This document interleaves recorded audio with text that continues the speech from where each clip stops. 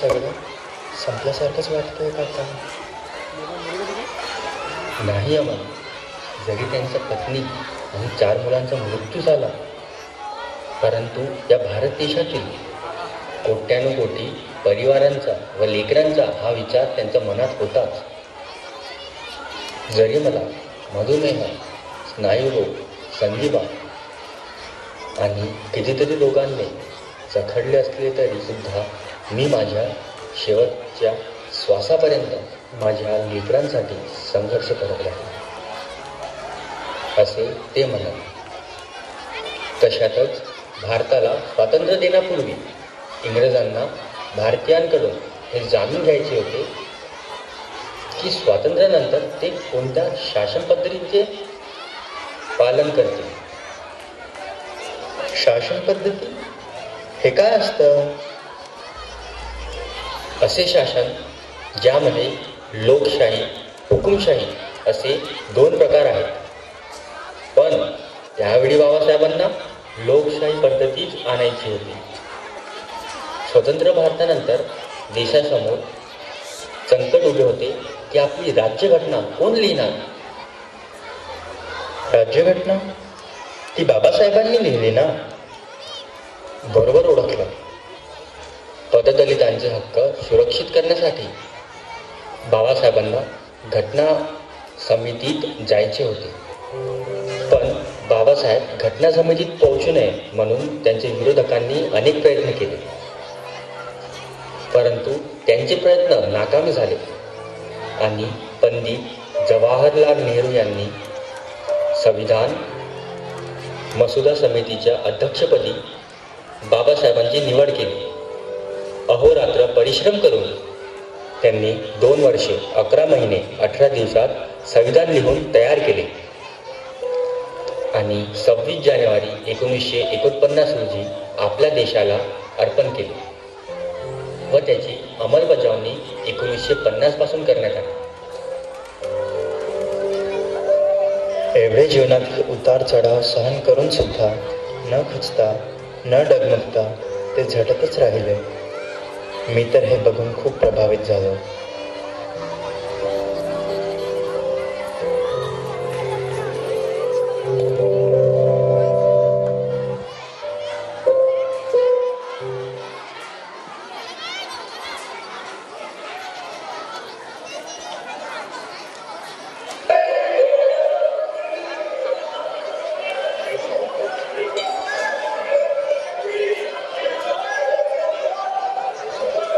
राष्ट्रपती महोदय सर, मी drafting committee द्वारा नियोजित केलेली संविधानाची रूपरेषा प्रस्तुत करतो आणि निवेदन करतो याच्यावर विचार केला जावा. राष्ट्रपती महोदय सर, मी उपस्थित असलेल्यांपैकी एक आहे. सर्व लोकांना माहीत आहे संविधानाचा मसुदा तयार करायला आंबेडकरांनी किती मेहनत व वेळ खर्च केला. कदाचित संसदेला माहीत असेल त्यांच्याद्वारे 7 सदस्यांमधून एकाने राजीनामा दिला. त्यांच्या जागेवर कुणालाही घेतले नाही. एक सदस्य अमेरिकेत असल्यामुळे 23 जागा खाली राहिली. काही सदस्य राज्याच्या कामामध्ये व्यस्त होते, त्यांचीही पण जागा खाली राहिली. 1-2 सदस्य दिल्लीच्या बाहेर होते, तब्येतीसाठी तेही सामील झाले नाही. म्हणून झालं असं की मसुदा तयार करायचा सर्व भार डॉक्टर आंबेडकरांवर आला आणि मला त्यामध्ये काही शक नाही, कारण आपण सर्व त्यांना परिचित आहात. मला जे श्रेय दिलं जात आहे ते माझ्या एकट्याचं नाही. याचं काही श्रेय VN रावला सुद्धा जाते आणि काही कमिटीमधल्या सदस्यांना पण जाते. मी इथे संविधानाची जास्त प्रशंसा नाही करणार, कारण मला वाटते की संविधान कितीही चांगले असो ते शेवटी वाईट सिद्ध होणार जर त्याला चालविणारे लोक वाईट असतील, आणि संविधान कितीही वाईट असेल ते शेवटी चांगलेच सिद्ध होणार जर त्याला चालविणारे चांगले असतील. म्हणून जनता आणि त्यांची राजनैतिक दलांच्या भूमिकेला संदर्भामध्ये आणल्याशिवाय संविधानावर निर्णय देणे किंवा त्यावर टीका करणे माझ्या विचारामध्ये व्यर्थच ठरेल. धन्यवाद.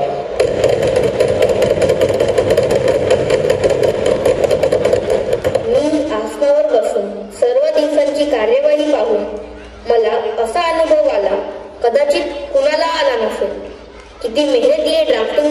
समितीच्या अध्यक्षांनी खास डॉक्टर आंबेडकरांनी आपली तब्येत खराब असून सुद्धा हे काम पूर्ण केले.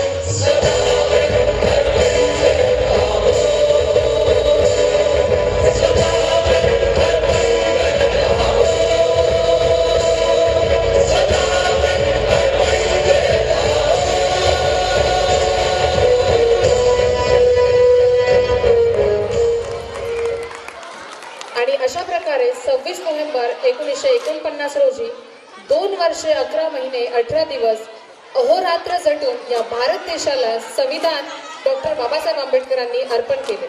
या घटना समितीतील एकूण 7 सदस्य होते.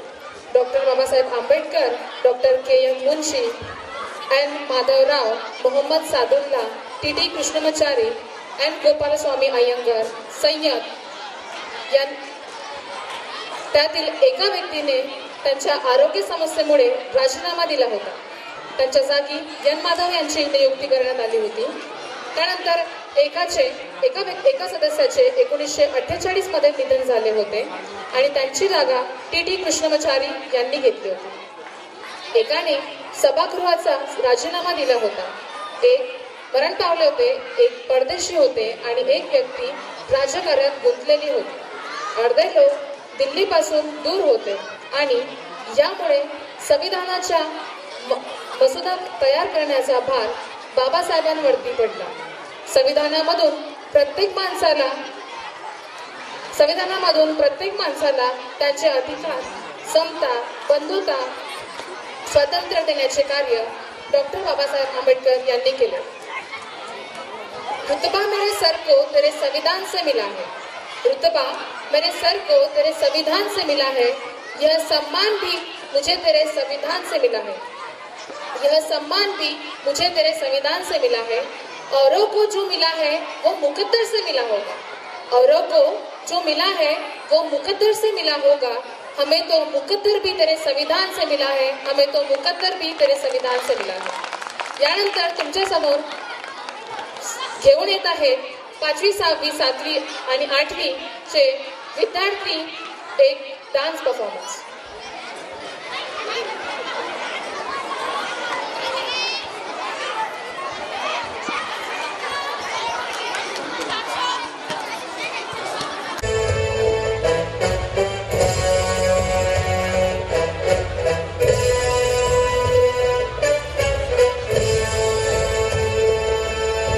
स्वतंत्रता तो बल देता है, समता न्याय का फल दे स्वतंत्रता को बल देता है, समता न्याय का ढल देता है। इसकी बदौलत भारत देश को मिला यहाँ सम्मान है। भारत का संविधान है, भारत का संविधान है, भारत का संविधान है, भारत का संविधान है। स्वतंत्रता को बल देता है, समता न्याय का ढल देता है। जिसकी बदौलत भारत देश को मिला यहाँ सम्मान है। भारत का संविधान है, भारत का संविधान है, भारत का संविधान है, भारत का संविधान है। जो भी यहाँ पैदा होता है भारत माँ का लाल है। संविधान में इन बातों का रखा देखो ख्याल है। जो भी यहाँ पैदा होता है भारत माँ का लाल है। संविधान में इन बातों का रखा देखो ख्याल है। कोई मरे ना भूख प्यास से, इसका प्रावधान है। भारत का संविधान है, भारत का संविधान है, भारत का संविधान है।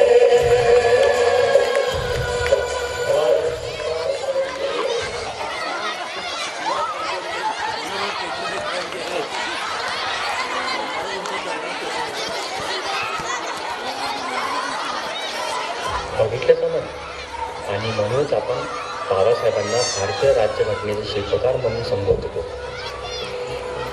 आणि एक गोष्ट मला जी तुला बाबासाहेबांविषयी आवर्जून सांगायची वाटते. ज्या काळाच्या ओघात सनातन विचारसरणीच्या कालखंडात भारतीय स्त्रीचं महत्त्व व अस्तित्व नाकारलं गेलं होतं. तीच स्त्री केवळ दासी व उपभोगाची वस्तू म्हणून गणल्या गेली. पत्नीकडे दासित्व आणि पुरुषाकडे स्वामित्व अशी विभागणी केली गेली होती. तिला स्वतंत्रता तर नव्हतीच आणि कोणते अधिकार पण. आणि बाबासाहेबांना सुद्धा वाटायचे की स्त्रियांना त्यांचे हक्क मिळावे. बाबासाहेब म्हणायचे, I measure the progress of community by the degree of progress which women have achieved. करिता बाबासाहेबांनी संसदेमध्ये हिंदू कोड बिल सादर केले. परंतु या बिलाला अनेक लोकांनी विरोध केला. त्यामुळे बाबासाहेबांना मंत्रिपदाचा राजीनामा द्यावा लागला. का बरं हो काका, असे काय घडले होते की बाबासाहेबांना राजीनामा द्यावा लागला होता?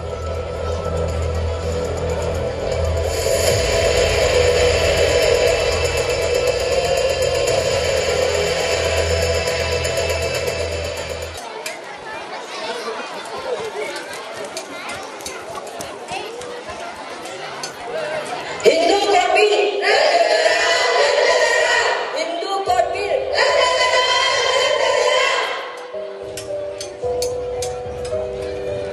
हिंदू कोड बिल हा हिंदू धर्मशास्त्राचा अपमान आहे. हा एक खूप मोठा कलंक आहे आपल्या रूढी, परंपरा आणि शास्त्रांवर. हिंदू शास्त्राबद्दल डॉक्टर आंबेडकरांना काय माहिती आहे? काय त्यांना संस्कृताबद्दलचे ज्ञान आहे? काय त्यांनी वेद वाचलेत? फक्त बदला घेण्यासाठी ते आपल्या धर्मशास्त्राला कायद्याच्या धक्क्याने संपुष्टात आणत आहेत. काय आपण एका अस्पृश्याला आपल्या धर्मग्रंथाला हात लावू देऊ शकतो?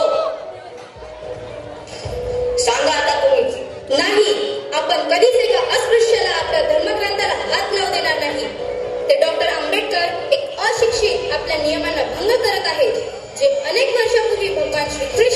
भगवान मनु भगवद्गीता आणि उपनिषदांनी तयार केले होते. हिंदू गोडविल रद्द करा, रद्द करा. हिंदू गोडविल रद्द करा, रद्द करा.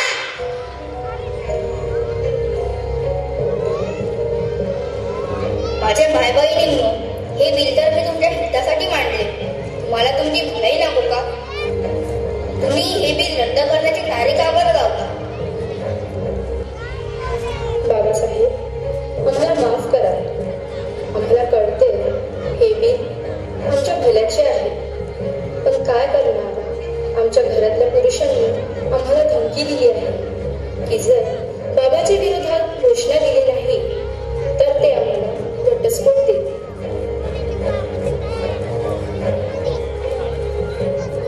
बाबासाहेब, हे घ्या, प्रधानमंत्री कार्यालयामधून आलं. हे घ्या, वाचा या पत्राला. तुम्हाला तर माहितीच आहे की हिंदू कोड बिलाला खूप विरोध होत आहे. संसदच्या आतमध्ये आणि बाहेर सुद्धा हे बिल इतके चांगले व कायद्याचे असून सुद्धा हे सेशनमध्ये पास नाही होऊ शकत. मी तुमची नाउमेदी समजू शकते, जेव्हा की लग्न आणि तलाकवाले हिस्से सुद्धा काढावे लागले आहेत. दुर्भाग्यपूर्ण निर्णय आहे हा. रत्तू, जरा डिक्टेशन घ्या.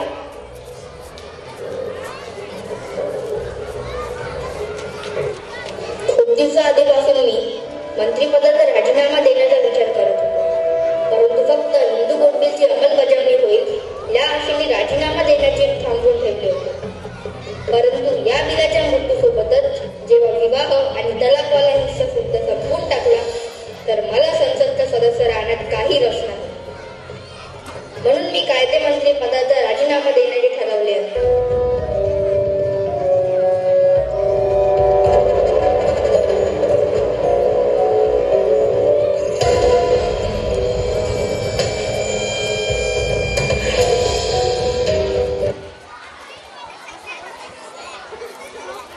सृष्टी तलावावरील सर्व प्राणी मात्रांमध्ये असलेली सर्वांग सुंदर रचना म्हणजे स्त्री. परंतु काळाच्या ओघात सनातन विचारसरणीच्या कालखंडात भारतीय स्त्रीचं महत्व व अस्तित्व नाकारलं गेलं. केवळ दासी व उपभोग्य वस्तू म्हणून गणल्या गेली. पत्नीकडे दासत्व आणि पुरुषाकडे स्वामित्व अशी विभागली झाली. न स्त्री स्वातंत्र्य मर्हती म्हणून तिचे अधिकार हिरावून घेण्यात आले आणि तळागाळातील स्त्री निरक्षरच राहिली. डॉक्टर बाबासाहेब आंबेडकर म्हणायचे, I measure the progress of a community with the degree of progress women have achieved.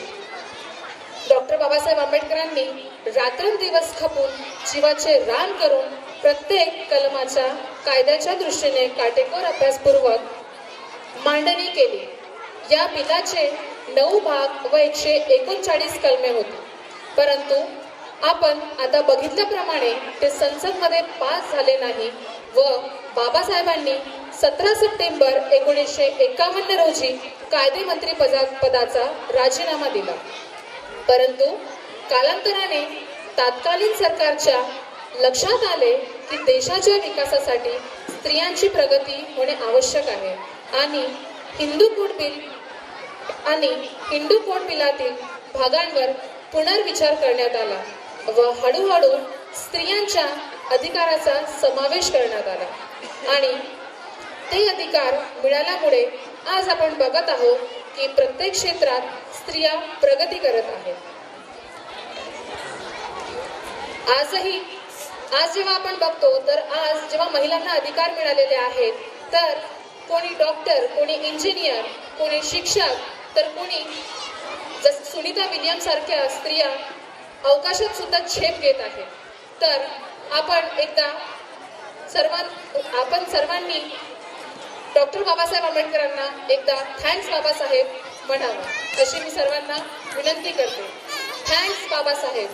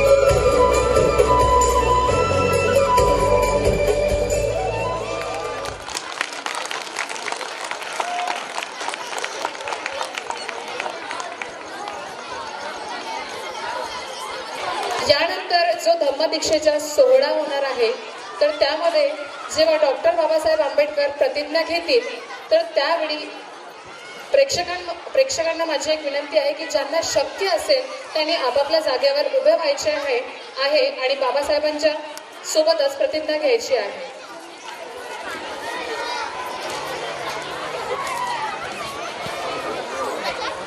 सर्व विद्यार्थ्यांना सूचना आहे की सर्व विद्यार्थी स्टेजच्या समोर शुभ्र वस्त्रामध्ये तयार होऊन येणार आहेत. परत पालकांना पण विनंती करत आहे, ज्या पालकांना बाबासाहेबांसोबत दीक्षा घ्यायची इच्छा आहे त्यांनी आपल्या आपल्या जागेवर उभं राहावं प्लीज. ऍक्ट नंतर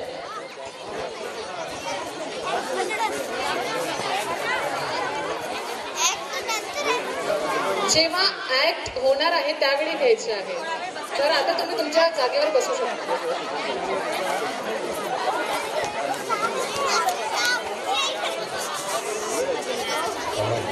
तुला एक सांगतो, माणसासाठी धर्म असतो, धर्मासाठी माणूस नव्हे. परंतु जर आपण बघितलेल्या प्रसंगावरून विचार केला तर असे दिसते की त्यावेळी धर्मासाठीच माणसे होती. बाबासाहेबांना विश्वास होता जीवन सफल होण्यासाठी धर्माची आवश्यकता आहे, पण धर्म असा ज्यामध्ये नैतिकता, स्वतंत्रता, समानता, बंधुभाव या सगळ्यांचा समावेश असेल. जिथे माणसात असमानता नसावी. हिंदू धर्माचा पुनरुज्जीवन करणे, हिंदू धर्माची मानहानी आणि अवनती रोखणे आंबेडकरांना अपेक्षित होते. आणि महत्त्वाचं म्हणजे तुला सांगतो, 1935 साली देवला येथे बाबासाहेबांनी मी हिंदू म्हणून जन्मास आलो पण मी हिंदू म्हणून मरणार नाही आणि यालाच अनुसरून त्यांनी अनेक धर्मांचा अभ्यास करणे सुरू केला आणि त्यांनी तब्बल 21 वर्ष अभ्यास करून त्यांनी बौद्ध धर्म स्वीकारण्याचा निर्धार केला. पण बाबासाहेबांनी बौद्ध धर्मच का स्वीकारला असेल? असं काय असेल त्या बौद्ध धर्मात? अरे, धर्म नव्हे, धम्म म्हणजेच जीवन जगण्याचा मार्ग होय. आणि या धम्मामध्ये पहिल्यांदाच असे घडले, पुरुष असो वा स्त्री दोघांनाही समानतेची वागणूक मिळाली. आणि धम्मामध्ये समता, स्वातंत्र्य, बंधुता आणि न्याय याचे पडसाद बाबासाहेबांना दिसले. आणि अखेर तो दिवस उजाडला, तो म्हणजे 14 ऑक्टोबर 1956. डॉक्टर बाबासाहेब आंबेडकरांनी 5 लाख अनुयायांसोबत बौद्ध धम्माची दीक्षा घेऊन भारतात एक नवीन इतिहासच रचला.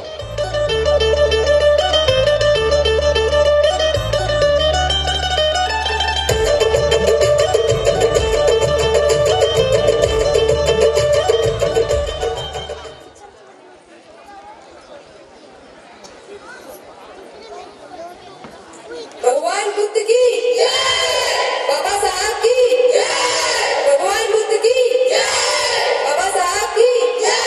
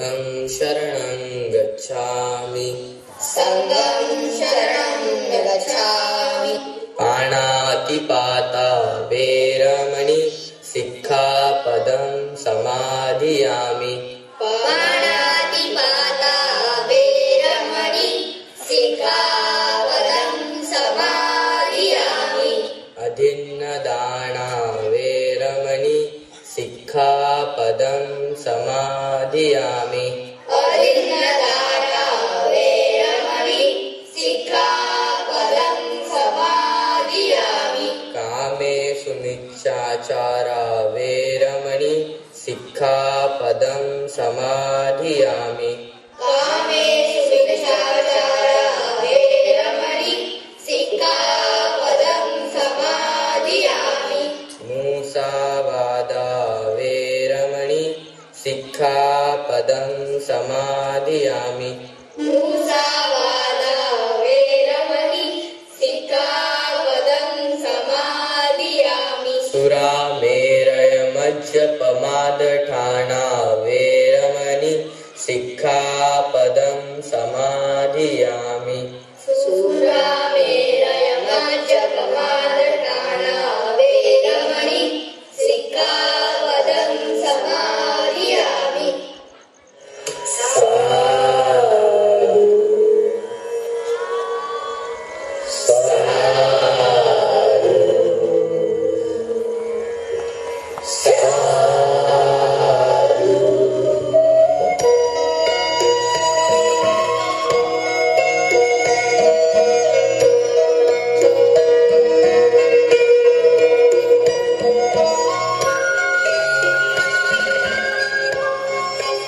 माझ्या प्रिय बंधू भगिनींनो, मी हिंदू धर्माचा त्याग केला आहे आणि मी तथागतांच्या महान धर्माचा स्वीकार केला आहे, जो ज्ञान, समानता, सदाचार आणि कर्मावर आधारित आहे.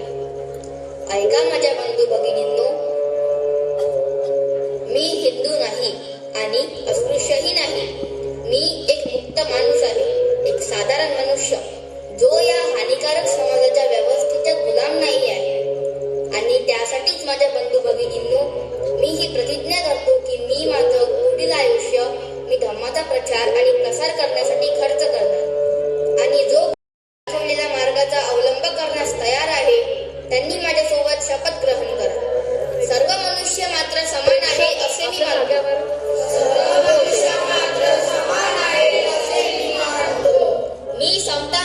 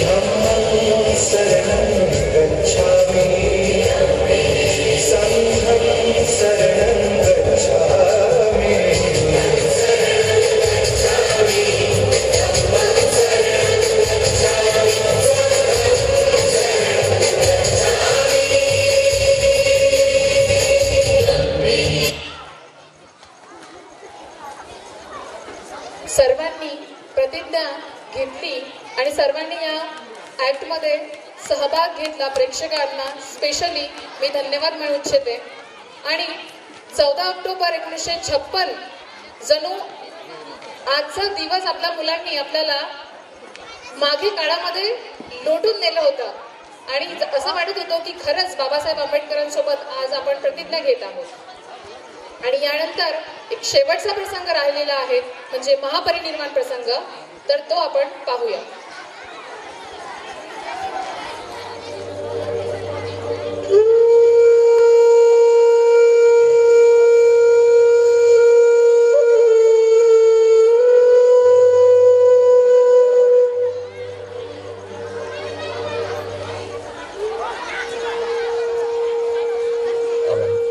बाबासाहेबांनी त्यांचं संपूर्ण आयुष्य अनेक संघर्ष पाहिले व त्या संघर्षाला ते न डगमगता सामोरे गेले. अनेक मरणं पाहिली. त्यांची आई, वडील, आत्या, रामू, राजरत्न, इंदू, गंगाधर, रमेश व त्यांचा भाऊ, त्याचबरोबर समाजाकडून मिळालेली हीन वागणूक त्यांनी पचवली. पण शेवटी शरीरच नाते, ते पण कुठपर्यंत साथ देणार. त्यांना अनेक आजार जडले होते. त्यांना मधुमेह झाला होता. त्यांचे गुडघे दुखू लागले होते. त्यांनी त्यांचे संपूर्ण आयुष्य फक्त आणि फक्त आपल्यासारख्या लोकांना ताटमानाने जगता यावे म्हणून खर्च केले होते. त्यांनी त्यांच्या पत्नीचा, मुलांचा, एवढाच काय तर स्वतःचा सुद्धा विचार करण्यास वेळ दिला नाही. आणि तू हा त्याग, त्यांचे समर्पण कसा काय विसरू शकतो?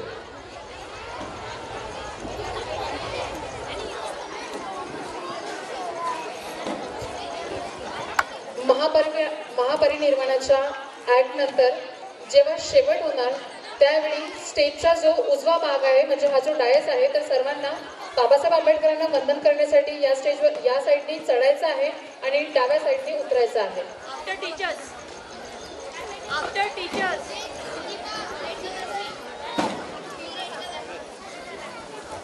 आधी टीचर्स वंदन करतील आणि टीचर्सच्या नंतर सर्व प्रेक्षकांना यायचं आहे.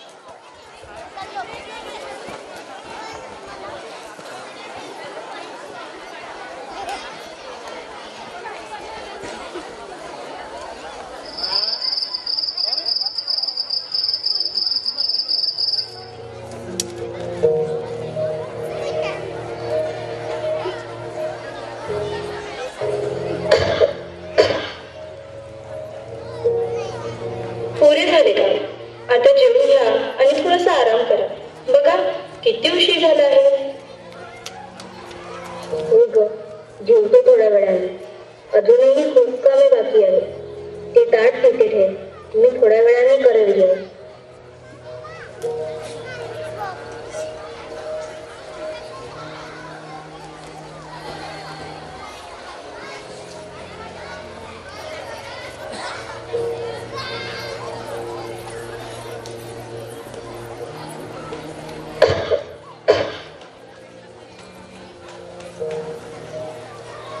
बाबासाहेब, तुम्ही अजूनही झोपले नाही? किती काम कराल? खूप उशीर झाला आहे आणि तुमची तब्येत पण ठीक नाही. आता तरी आराम करा. होय नानक, थांब थोडा.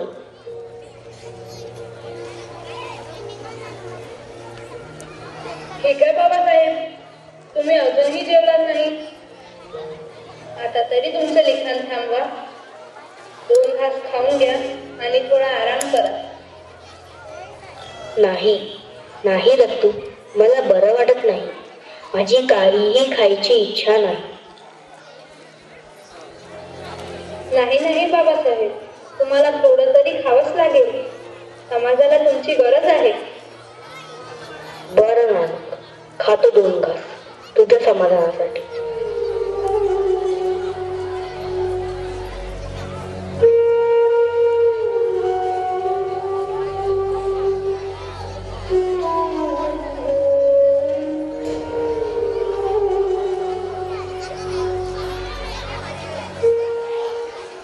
नानक, ही सर्व ग्रंथे म्हणजे माझ्या आयुष्यभराची कामे.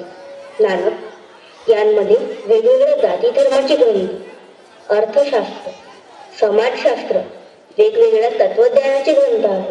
हो बाबासाहेब, अगदी बरोबर आहे तुमचं.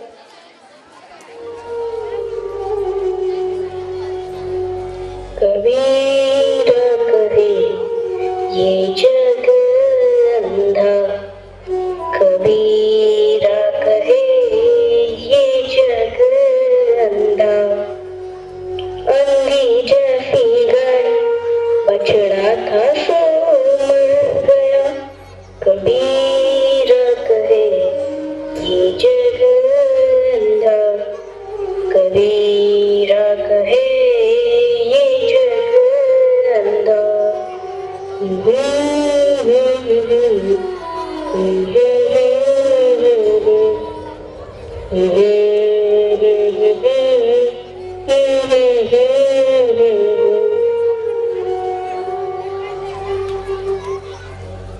नानक, मी बुद्धांनी त्यांचा धम्म या ग्रंथाची प्रस्तावना जरा लिहून घेतो. होय बाबासाहेब.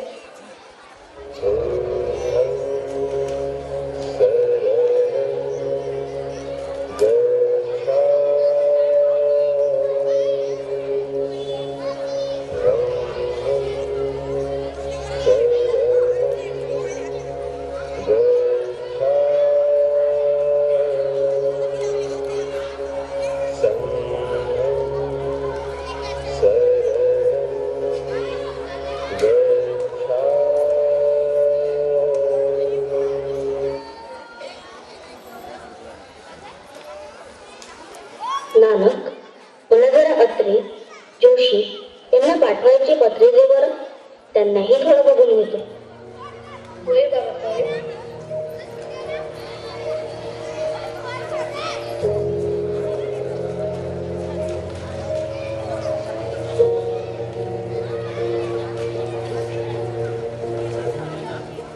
पुरे झाले असेल बाबासाहेब काम. आता आराम करा. मी आता तुमचे काही ऐकणार नाही. बरं नानक, करतो आता आराम. घेऊन चल मला तिथपर्यंत.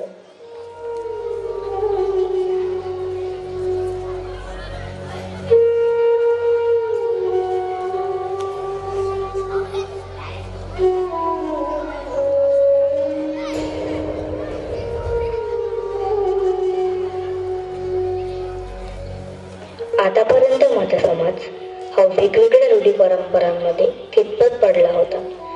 या रूढी परंपरांमधून बाहेर पडण्याकरिता मी पुस्तकांची निर्मिती केली. ही ग्रंथे, पुस्तके सर्वांना मार्गदीपक ठरतील. सर्वांनी जर या ग्रंथांचा आणि पुस्तकांचा उपयोग केला तर माझ्या कष्टांचे चीज होईल. So much to be done.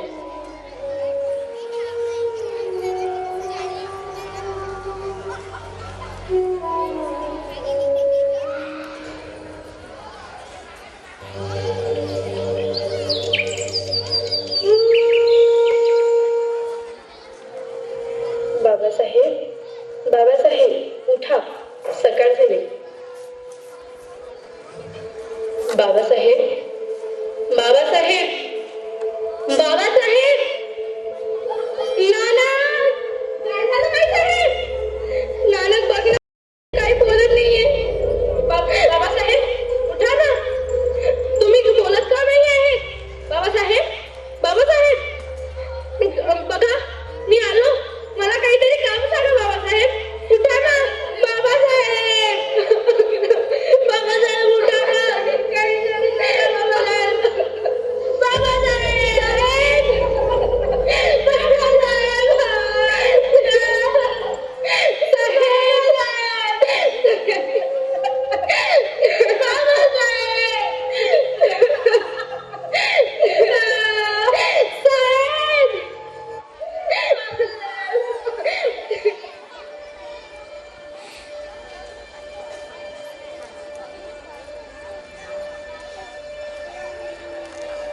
बाबा, बाबा, बाबा, उठा ना.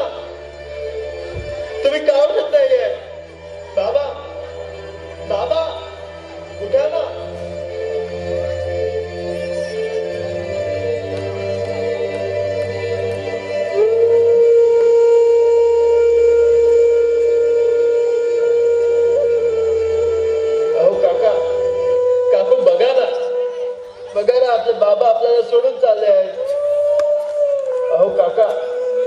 काकू बघा ना आपले बाबा आपल्याला सोडून चालले आहे. नका ना जाऊ दे त्यांना. अरे कोणीतरी ऐका ना माझं, कोणीतरी थांबवा ना आपल्या बाबाला. मला माझी चुकी समजली आहे.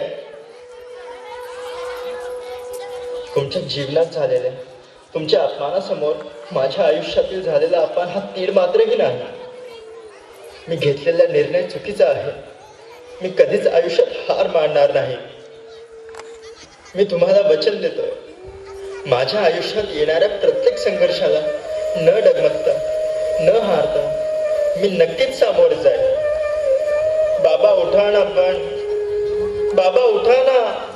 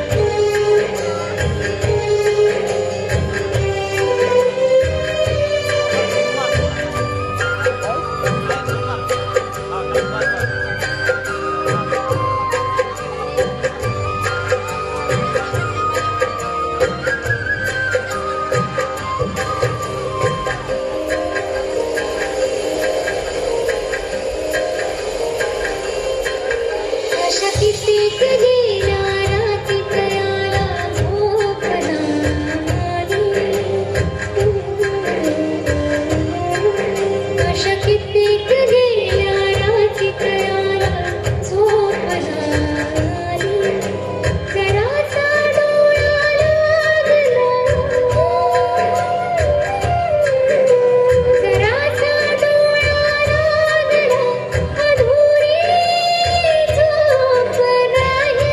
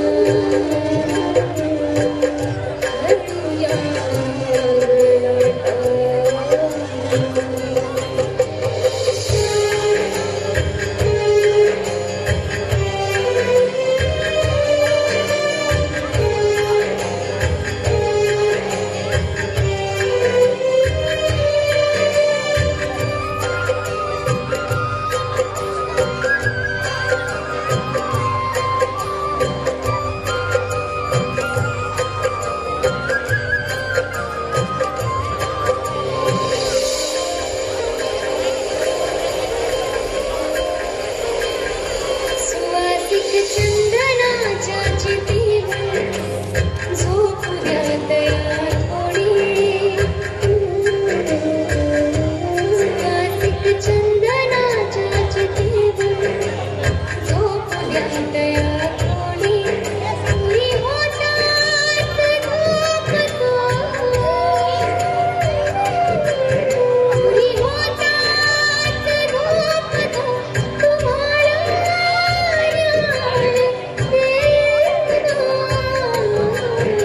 प्रेम माझा झोपला झोपला त्या चैत्यभूमीवरती प्रेम माझा झोपला झोपला त्यावरती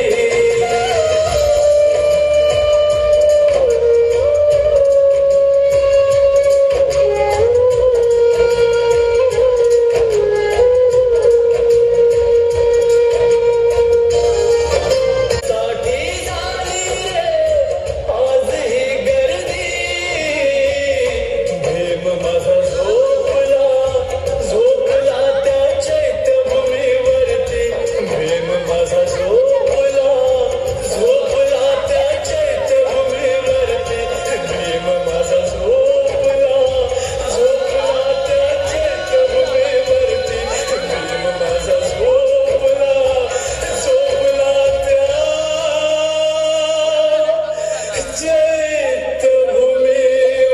चैत्यभूमीवरती